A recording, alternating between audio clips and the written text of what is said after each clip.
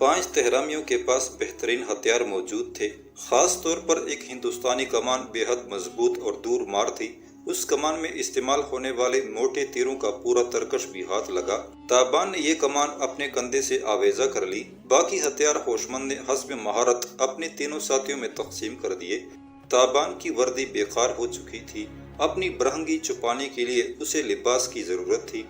दहाने पर पकड़े जाने वाले 2 मुहाफिजों में से एक का कद काट ताबान से मुनासिबत रखता था।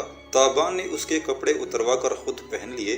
फिर अरजंग के बाप समेत दोनों मुहाफिजों को फर्श पर औंधा लिटाया और उसके हाथ पुश्त पर बांध दिए। इस मकसद के लिए वही रस्सी इस्तेमाल हुई थी जिसके जरिए ताबान दोपहर से उल्टा लटका हुआ था। थोड़ी ही देर बाद दहाने पर घोड़ों की टापें गूंजने लगी।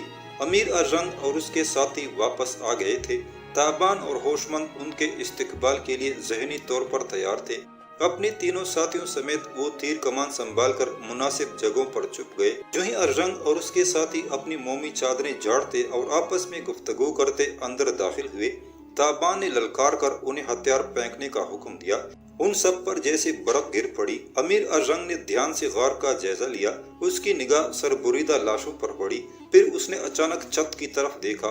एक ही साथ में वो हालात की संगीनी से आगाह हो गया। उसके 2 साथियों ने तेजी से तलवारें निकालना चाही, लेकिन सनसनाते तीर उनसे ज्यादा तेज थे। एक की गर्दन और दूसरे की छाती निशाना बनी। दोनों उछलकर आलाओं के पास गिरे और पड़कने लगे। अमीर अरजंग का तलवार की जानब बढ़ा हुआ हाथ साकित रह गया। खबरदार! ताबान की निहायत शफ़ाक आवाज ने माहौल को झंझोड़ दिया। अपने कदमों पर खड़े रहो और अपने हथियार खोल कर नीचे फेंक दो। कुछ ऐसी वहशत थी उसकी ललकार में कि अरजंग और उसके चारों साथी मबहूत रह गए। उनकी निगाहें अपने जां बलब साथियों पर जमी थी। चंद लम्हे बाद वो उनके शाना बशाना चले आ रहे थे, लेकिन अब खाक खून में लुथड़े हुए आखिरी हिचकियां ले रहे थे। अमीर अरजंग का चेहरा सरसों की तरह जर्द हो गया। उसका हाथ बआइस्तगी अपनी कमर की तरफ बढ़ा और अंगूठियों से सजी हुई उंगलियां नियाम का तस्मा खोलने लगी। जरा ही देर में अरजंग अपने साथियों समेत गैर मुसल्लह हो चुका था। होशमंद ने बड़ी फुर्ती से उनके हाथ भी रस्सियों से बांध दिए और उन सब को एक कतार में खड़ा कर दिया। अरजंग कहर आलूद निगाहों से होशमंद की तरफ देख रहा था। उसके लिए ये समझना मुश्किल नहीं था कि ये पांसा होशमंद के सबब ही पलट सका है। अमीर अरजंग थोड़ी ही देर कबल गार से निकला था तो उसके साथ 4 अफराद थे, लेकिन अब वापस आया तो 6 थे। इस बात का इम्कान था कि ये दोनों ज़ायद अफराद वो हैं जो आफरंदा को यहाँ लाने के जिम्मेदार थे। उनमें से एक शख्स की कमीज उधड़ी हुई थी और दूसरे के चेहरे पर खराशें नजर आ रही थी। लगता था वो दोनों किसी से हाथापाई में शरीक रहे हैं। ताबान ने उन दोनों अफराद को अलहदा किया और गार से बाहर ले आया। अब बारिश थम चुकी थी। तेज हवा बादलों को तितर बितर करके चांद की किरणों को रास्ता दे रही थी। रात का तीसरा पहर करीबन खत्म होने वाला था। ताबान ने उन दोनों अफराद से अफरंदा के मुतालिक पूछा। पहले तो वो पसोपेश से काम लेते रहे, लेकिन जब उन्हें अंदाजा हुआ कि पूछने वाले के सर पर खून सवार है और वो उन्हें राय अदम करने में ज्यादा हिचकिचाहट से काम नहीं लेगा, तो उन्होंने जुबान खोलने में आफियत जानी। उन्होंने बताया कि वो चंद दूसरे तहरामियों की तरह पिछले 1 माह से बतौर रजाकार सिकंदर के लश्कर में मौजूद थे। अमीर अरजंग की हिदायत पर आज वो अफरंदा को पड़ाव से निकालने की कोशिश में थे कि मुहाफिजों को उन पर शक हो गया। मुहाफिजों ने उन्हें घेर कर पकड़ना चाहा, लेकिन वो भाग निकलने में कामयाब हो गए। पड़ाव से काफी दूर आने के बाद उन्हें पता चल सका कि उनका तीसरा साथी गिरफ्तार हो गया है। सूरत हाल अब वाज़ेह हो चुकी थी। ताबान ने अमीर अरजंग समेत तमाम कैदियों को गार से निकाला और बुलंदी की तरफ ले चला। सबके हाथ बंधे हुए थे। वो एक कतार में चल रहे थे। अकब से ताबान और होशमंद ने उन्हें तीरों की जद में ले रखा था। होशमंद के 3 साथी उस कतार के दाएं बाएं चल रहे थे।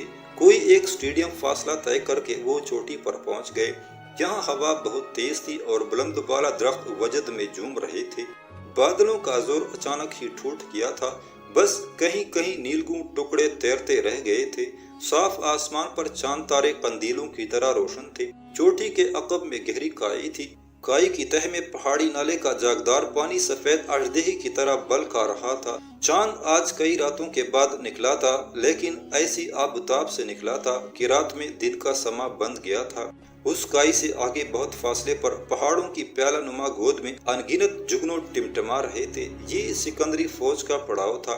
وہ فوج جو ایک سیلاب بے-درما تھی اور بہت جلد بلند و بالا لہر کی طرح ایرانی پایا تخت کی اونچی دیواروں سے ٹکرانے والی تھی۔ تھابان نے نیچے گہری میں جھانکا، پھر ایک قیدی پر تیر کمان تانا اور اسے چھلانگ لگانے کا حکم دیا۔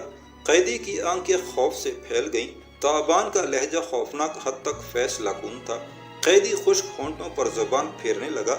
اس کی نگاہیں آہنی تیر پر مرکوز تھی جو اس کے سینے کی جانب تنا ہوا تھا۔ 2 انگل موٹا دور تیر مارتا، اسے چھوڑنے کے لیے ہند کی ساختہ ایک کڑی کمان استعمال ہوتی تھی۔ تھابان نے اس کمان کے زہ کو دور تک کھینچ رکھا تھا۔ اس کی نگاہیں قیدی کے چہرے پر گڑی ہوئی تھی۔ وہ پنکھارا، چھلانگ لگا بدبخت، ورنہ یہ تیر کھوپڑی توڑ ڈالے گا۔ قیدی نے وحشت زدہ نظروں سے امیر ارجنگ کی طرف دیکھا۔ امیر ارجنگ کا اپنا چہرہ برباد کنڈر کا منظر پیش کر رہا تھا۔ وہ اپنے کارندے کو کیا حوصلہ دیتا؟ یکایک قیدی کی ہمت جواب دے گئی۔ وہ اپنی مردانگی اور شجاعت کو خیر بات کہہ کر ملتجی آواز میں بولا، میں مرنا نہیں چاہتا، میں بے گناہ ہوں، میرا کوئی جرم نہیں، میں امیر کا تنخواہ دار ملازم ہوں۔ تھابان نے جیسے اس کی فریاد سنی ہی نہیں، وہ خطرناک لہجے میں بولا، میں کہتا ہوں چھلانگ لگاؤ، ورنہ میں تیر چھوڑ رہا ہوں۔ قیدی نے کھائی کی طرف دیکھا، تب ایک بار پھر فریاد کرنے کے لیے منہ کھولا۔ اسی وقت تیر سرسرایا اور کھلے ہوئے منہ سے گزر کر قیدی کے تالو میں لگا۔ کھوپڑی کی ہڈی ٹوٹ گئی اور سر کے عقبی جانب سے تیر کا ایک پالش سرا باہر نکل آیا۔ قیدی ایک آہ کے ساتھ پتھریلی زمین پر گرا اور تڑپنے لگا۔ تم چھلانگ لگاؤ، تھابان نے دوسرے قیدی کو حکم دیا۔ اس کے ساتھ ہی اس نے کمان پر دوسرا تیر چڑھا لیا۔ یہ قیدی پڑاؤ میں تھابان کا ذاتی ملازم تھا۔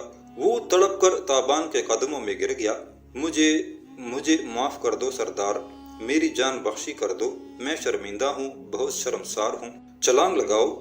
تھابان نے بے لچک آواز میں اپنا حکم دہرایا۔ وہ شخص مناجات کرنے کے انداز میں زمین پر اوندھا لیٹ گیا اور گگیانے لگا۔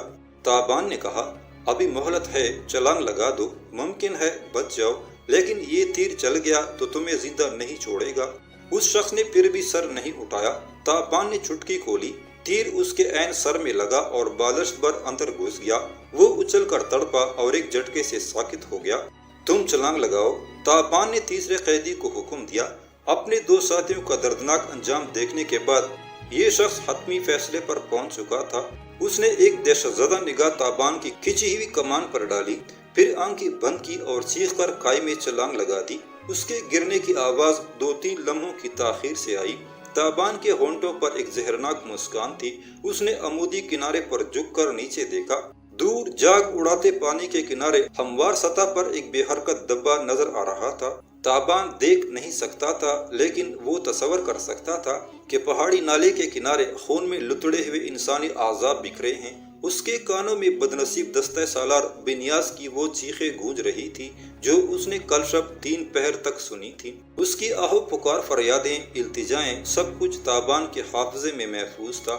اس گھڑی وہ بے ضرر سا تھابان کسی گمنام اندھیرے میں چھپ گیا تھا۔ اس کی جگہ ایک سفاک بے رحم شخص نے لے لی تھی۔ یہ شخص موت کا کھلاڑی تھا۔ قضا کی بساط پر خود کو زندہ رکھنا اور دشمن کو مار دینا ہی اس کا نصب العین تھا۔ تھابان کے قاتل تیر سے ڈر کر 2 مزید افراد نے نیچے چھلانگیں لگا دی۔ ان میں امیر ارجنگ کا سگا بھائی اور ہیلی کارنیس کا نائب ناظم امیر آوراس بھی تھا۔ اب ارجنگ اور اس کے باپ کے علاوہ صرف ایک شخص زندہ بچا تھا۔ یہ وہی کارندہ تھا جس نے بارش کے دوران امیر ارجنگ کے سر پر چھاتے کا سایہ کیے رکھا تھا۔ وہ دیکھ چکا تھا کہ نیچے چھلانگ لگانے والوں میں کوئی زندہ نہیں بچا، لہٰذا اس کی باری آئی تو وہ اوندے منہ زمین پر گر گیا اور زور زور سے رونے لگا۔ یہ گویا اپنی لاش پر ماتم کناں ہونے کے مترادف تھا۔ تھابان نے آگے بڑھ کر اس کی پسلی میں زوردار ٹھوکر لگائی۔ چھلانگ لگاؤ، وہ غیر انسانی آواز میں دہاڑا۔ بدقسمت تہرامی چیخ کر سیدھا ہو گیا۔ ٹھوکر شدید تھی، وہ درد سے کراہنے لگا۔ تھابان اپنی کمان کا زہ کھینچ چکا تھا۔ وزنی تیر کا رخ تہرامی کے سر کی طرف تھا۔ دفتن تھابان کی نگاہ اس کے ادھ کھلے گریبان پر پڑی اور وہ چونک سا گیا۔ اس کے سینے پر کوئی چیز چمک رہی تھی۔ یہ ایک انگوٹھی تھی جسے سیاہ دھاگے میں پرو کر گلے میں آویزاں کر لیا گیا تھا۔ تھابان نے جھک کر بڑے غور سے اس طلائی انگوٹھی کو دیکھا اور اس کی رگوں میں خون کی گردش انتہا کو پہنچ گئی۔ یہ اس بیضوی انگوٹھی کو پہچانتا تھا۔ ایسی ہی ایک انگوٹھی تھابان نے اس دوشیزہ کی ہنائی انگلیوں میں دیکھی تھی جو اس زوئے زمین پر تابان کے لیے محبوب ترین تھی، جس کے تصور سے تابان کی راتیں مہکتی تھی اور جس کی خوشبو سے اس کے دن سنورتے تھے، وہ اس انگوٹھی کو اور اس کی مالکہ کو کیسے بھول سکتا تھا؟ یہ مارشا کی انگوٹھی تھی۔ تابان نے کمان پھینک کر دونوں ہاتھوں سے تہرامی کا گریبان تھاما اور ایک جھٹکے سے اسے سیدھا کھڑا کر دیا۔ اس کی آنکھوں میں بلا کی بے قراری تھی۔ وہ انگوٹھی کو گھورتے ہوئے لرزاں آواز میں بولا، یہ انگوشتری تم نے کہاں سے لی تھی؟ تہرامی نے چکراتے ہوئے انداز میں انگوٹھی کی طرف دیکھا اور بولا، یہ مجھے راستے میں ملی تھی۔ بکو مت۔ تابان کا بھرپور تپڑ اس کے گال پر پڑا۔ وہ لڑکڑا کر کٹ کے کنارے پہنچ گیا۔ بتاؤ کب اور کہاں ملی یہ انگوٹھی؟ ایک ہی تپڑ میں تہرامی راہ راست پر آ گیا۔ وہ ہکلا کر بولا، یہ مجھے ایک لڑکی نے دی تھی۔ کون لڑکی؟ یونانی لڑکی۔ وہ بڑی مصیبت میں گرفتار تھی، میں نے اس کی مدد کی تھی۔ یہ کب کی بات ہے؟ کوئی 1.5 برس پہلے کی۔ تابان چند لمحے خاموش رہا۔ اس کی سوچتی ہوئی نگاہیں تہرامی کے چہرے پر مرکوز تھی۔ آخر وہ گمبھیر آواز میں بولا، تمہاری جان بچ سکتی ہے اگر تم اس انگوٹھی کے بارے میں سب کچھ صاف صاف اگل دو۔ میں سب کچھ بتا دیتا ہوں، جو مجھے معلوم ہے میں بتا دیتا ہوں۔ مجھے زیوس دیوتا کی قسم، اپنے معصوم بچوں کی قسم، میں کچھ نہیں چھپاؤں گا، کچھ بھی نہیں۔ تہرامی کی آنکھوں سے اشک رواں تھے۔ موت کے گٹاٹوپ اندھیرے میں زندگی کی کرن دیکھ کر سر تاپا فریاد و التجا بن گیا تھا۔ تابان اسے کچھ دیر ٹٹولنے والی نظروں سے دیکھتا رہا، پھر اس نے ہوش مند کو اشارہ کیا۔ ہوش مند آگے بڑھا اور اس نے تہرامی کو اپنے تحویل میں لے لیا۔ ارجنگ اور اس کا بھائی اپنی جگہ ساکت و جامد کھڑے رہے۔ چہروں پر موت کی زردی تھی۔ وہ کوئی معمولی لوگ نہیں تھے۔ سفاکی، خونریزی اور بے رحمی میں ان کا نام تھا۔ ان کا خاندان اپنے دشمن کو ڈھونڈ کر نیست و نابود کرنے میں شہرت رکھتا تھا، لیکن اس وقت انہوں نے سفاکی اور ہلاکت کا جو مظاہرہ دیکھا تھا وہ انہیں مبہوت کر گیا تھا۔ اپنے نام و نسب کے گھمنڈ میں دوسروں پر قہر توڑنے والوں کو اپنی موت یقینی نظر آنے لگی تھی تو ان کے تیور قابل رحم ہو گئے تھے۔ تابان نے تلوار کی نوک منحنی بوڑھے کی گردن پر رکھی اور پنکھارا، جاؤ، چلے جاؤ یہاں سے، مجھے تمہاری پیرانہ سالی پر ترس آ رہا ہے۔ بوڑھے نے سوالیہ نظروں سے تابان کی طرف دیکھا، کیا تم ہم دونوں کو چھوڑ رہے ہو؟ اس کا اشارہ بیٹے کی طرف تھا۔ ہاں، تابان نے جواب دیا، لیکن کیوں؟ ہم پر یہ مہربانی کس لیے؟ اس لیے کہ تم اپنے لواحقین کے سامنے جا کر انہیں اپنی بربادی کی داستان سنا سکو، انہیں بتا سکو کہ تم اپنے دونوں شجاع بیٹوں کو ایک غلام زادے کے ہاتھوں کھو آئے ہو۔ مجھے یقین ہے امیر ارجنگ اور امیر آراس کے بغیر جب تم مخبوط الحواس عورت کی طرح لڑکتے ہوئے اپنے گھر کی دیوڑی میں پہنچو گے تو بڑا دلچسپ منظر ہوگا۔ کیا مطلب؟ بوڑھا کر رہا، تم ارجنگ کو چھوڑنے کا وعدہ کر چکے ہو؟ تابان بولا، چھوڑنے کا وعدہ کیا ہے، ساتھ بھیجنے کا وعدہ نہیں کیا۔ یہ برفانی ٹٹو میرے ساتھ جائے گا۔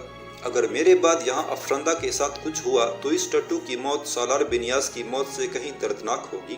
بوڑھا منہ کھول کر رہ گیا۔ ارجنگ اب تک بہت مشکل سے برداشت کر رہا تھا۔ یہ بے بسی کی انتہا تھی۔ اس کی آنکھوں کے سامنے اس کے جان نثار ساتھی حسرتناک موت سے دوچار ہوئے تھے، یہاں تک کہ اس کا نوجوان سگا بھائی چوٹی سے کود کر پارا پارا ہو گیا تھا۔ وہ خود مجرم کی طرح کھڑا تھا اور باپ کے سامنے برفانی ٹٹو جیسے خطابات سے نوازا جا رہا تھا۔ چند لمحوں کے لیے وہ جیسے غصے سے پاگل ہو گیا۔ اس نے تڑپ کر تابان پر حملہ کرنا چاہا، لیکن عقب میں کڑا رضاکار پوری طرح چوکس تھا۔ اس نے اپنی کمان ارجنگ کی گردن میں ڈالی اور اسے پیچھے کی طرف کھینچ لیا۔ وہ توازن کھو کر پتھروں پر گرا، ہاتھ پشت پر بندھے ہوئے تھے، لہذا چہرہ زمین سے ٹکرایا اور لہو لہان ہو گیا۔ غار میں واپس پہنچ کر تابان اور ہوش مند نے سب سے پہلے لاشوں کو ٹھکانے لگایا۔ دستہ سالار بنیاز سمیت یہ 5 لاشیں تھیں۔ بنیاز کے علاوہ باقی ساری لاشیں اٹھا کر تاریک درختوں میں پھینک دی گئیں۔ بنیاز کی لاش کو 2 کمبلوں میں لپیٹ کر ایک توانا گھوڑے پر رکھ دیا گیا۔ ہوش مند نے اپنے تینوں ساتھیوں سے کہا کہ وہ اس لاش کے ساتھ پڑاؤ میں پہنچ جائیں اور سالار اعظم یا کسی دوسرے ذمہ دار سالار سے ملاقات کر کے تمام حالات تفصیل سے بتائیں۔ تابان نے انہیں سالار اعظم کے نام ایک خط بھی تحریر کر دیا۔ یہ لوگ رخصت ہو گئے تو تابان اور ہوش مند نے خود بھی رخت سفر باندھا۔ تابان نے ہوش مند کو ضروری تفصیلات بتا دی تھی اور اسے سمجھا دیا تھا کہ ان کا جلد از جلد روانہ ہونا بے حد ضروری ہے۔ وہ جتنی دیر کریں گے کائن خاتم ان سے اتنا ہی دور چلا جائے گا، اور جوں جوں یہ فاصلہ بڑھے گا شہزادی مارشا کا کھوج بھی معدوم تر ہوتا چلا جائے گا۔ تابان نے امیر ارزنگ کو نیچے گرا کر اس کی ٹانگیں باندھنا شروع کی اور وہ بری طرح گرجنے برسنے لگا۔ تابان کے کان پر جوں تک نہیں رینگی۔ امیر کے ہاتھ پہلے سے بندھے ہوئے تھے۔ تابان نے اسے کندھے پر اٹھا کر اوندے منہ ایک گھوڑے پر پٹخ دیا۔ مزید احتیاط کے طور پر ایک رسی کے ذریعے اسے زین سے کس دیا گیا۔ تابان کی ہدایت پر ہوشمند نے چھتری بردار ملازم کے ہاتھ کھول کر اسے سواری کے لیے گھوڑا دے دیا، مگر گھوڑے کی لگام اس گھوڑے کی زین سے منسلک کر دی جس پر تابان کو سوار ہونا تھا۔ تابان نے ہلاک شدگان کے گھوڑوں میں سے صرف ایک صحت مند گھوڑا رکھا، باقی کو تاریک درختوں میں تتر بتر کر دیا۔ اس کے بعد منحنی بوڑھے کے ہاتھ کھول دیے گئے۔ وہ خوف اور غصے سے لرز رہا تھا، لیکن یہ بھی جانتا تھا کہ کچھ کر نہیں سکتا۔ اس کا ایک بیٹا ہلاک ہو چکا تھا، جبکہ دوسرا آنکھوں کے سامنے نامعلوم اندھیرے میں کھو رہا تھا۔ معلوم نہیں اسے واپس لوٹنا نصیب ہونا تھا یا نہیں۔ بوڑھا تہرامی جو بڑے چاؤ سے تابان کا انجام دیکھنے کے لیے یہاں پہنچا تھا، حسرت و الم کی تصویر بنا کھڑا تھا۔ اس ویرانے میں اس کا واسطہ ایک ایسے شخص سے پڑ گیا تھا جو سفاکی اور عداوت پروری میں اس کے سورما بیٹوں سے کہیں بڑھ کر تھا۔ گھوڑوں کے ایڑ لگنے سے پہلے تابان کی پاٹدار آواز تاریک ویرانے میں گونجی۔ میری بات یاد رکھنا تہرامی، اگر افسندہ یا اس کے بچوں کو کوئی گزند پہنچا تو تیرے گھرانے کا یہ آخری بدبودار چراغ بھی بجھا ڈالوں گا، یہ میرا وعدہ ہے۔ اس کی آواز پہاڑوں میں گونجی، پھر گھوڑوں کو ایڑ لگی اور وہ تل ملاتے ہوئے بوڑھے کو چھوڑ کر تیزی سے آگے بڑھنے لگے۔ جیسا کہ تابان جانتا تھا، خاتم اور ازبک شمال مشرق کی طرف گئے تھے۔ راستے میں ملنے والے کچھ شواہد سے بھی اندازہ ہوا کہ انہوں نے اسی رخ پر سفر جاری رکھا ہے۔ راستہ دشوار گزار تھا، لیکن تابان اور ہوشمند نے ایک پل کے لیے بھی قیام نہیں کیا، یہاں تک کہ مسلسل 6 پہر سفر میں رہنے کے بعد گھوڑوں کی ٹانگیں جواب دے گئیں اور وہ ڈگمگانے لگے۔ مجبوراً انہیں ایک چھوٹے سے کاروان سرائے میں اترنا پڑا۔ ویران پہاڑوں میں یہ سرائے ایک ادیڑ عمر عورت اور اس کے نابینا شوہر کا تھا۔ ایک ندی کے کنارے لکڑی کے چند ڈربہ نما کمرے تھے، تاہم ان کمروں میں مسافروں کی ضرورت کا ہر سامان موجود تھا، یہاں تک کہ گھوڑوں کے لیے سبز چارہ اور بیمار مسافروں کے لیے جڑی بوٹیوں کے مرکبات بھی موجود تھے۔ کھانا کھاتے ہی ہوشمند اور ارزنگ پیال کے بستر میں خراٹے لینے لگے، لیکن تابان جاگتا رہا اور چھتری بردار ملازم جالی کو لے کر ایک کونے میں جا بیٹھا۔ نیند اس کی آنکھوں سے کوسوں دور تھی۔ وہ جلد از جلد جالی کے گلے میں آویزاں انگوٹھی کے بارے میں جاننا چاہتا تھا۔ اسے اس انگوٹھی کی چمک میں مارشا کے بیتے دنوں کی جھلک دکھائی دی تھی۔ معلوم نہیں کل سے اب تک اس نے کیسے صبر کر رکھا تھا۔ اب سفر کا سلسلہ منقطع ہوا تھا تو وہ جالی کے ہونٹوں سے کچھ سننے کے لیے بےتاب ہو گیا تھا۔ سرائے کی چوبی دیواروں سے باہر تاریک جنگل کی بھول بھلیوں میں یخ بستہ ہوا سرسرا رہی تھی۔ جالی ایک موٹا کمبل اوڑھے تابان کے سامنے بیٹھا تھا۔ اس کی نگاہیں چراغ کی ٹمٹماتی لو پر تھیں اور ہونٹ خوابناک انداز میں متحرک تھے۔ وہ کہہ رہا تھا، وہ بہت حسین لڑکی تھی، اتنی حسین کہ آنکھوں کو بھروسہ نہیں ہوتا تھا۔ اس سے بھی حسین اس کا اخلاق اور رکھ رکھاؤ تھا۔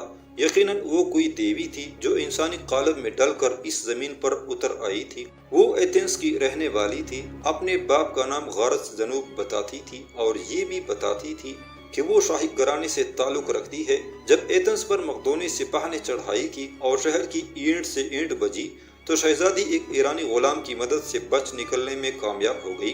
وہ غلام کے ساتھ شہر سے باہر نکل آئی اور اخروٹ کے گھنے جنگل میں چھپ گئی، لیکن یہاں مقدونی سپاہیوں کے ایک دستے سے ان کی مٹبھیڑ ہو گئی۔ جان نثار غلام بڑی بہادری سے لڑا، لیکن مارا گیا یا شدید زخمی ہوا۔ شہزادی مزاحمت کرتی ہوئی گرفتار ہوئی۔ فتح کے نشے میں چور مقدونی سپاہی اسے ایک غار میں لے گئے۔ وہ بھوکے بیڑیوں کی طرح اسے گور رہے تھے اور پلک چپکتے میں چیر پاڑ دینا چاہتے تھے۔ اس ویرانے میں گھنے درختوں میں گرے ہوئے اس غار کے اندر شہزادی کو بچانے والا کوئی نہیں تھا۔ وہ قطعی طور پر بے دست و پا تھی، لیکن دیوتاؤں کو اس کی آبرو اور زندگی کی حفاظت مقصود تھی۔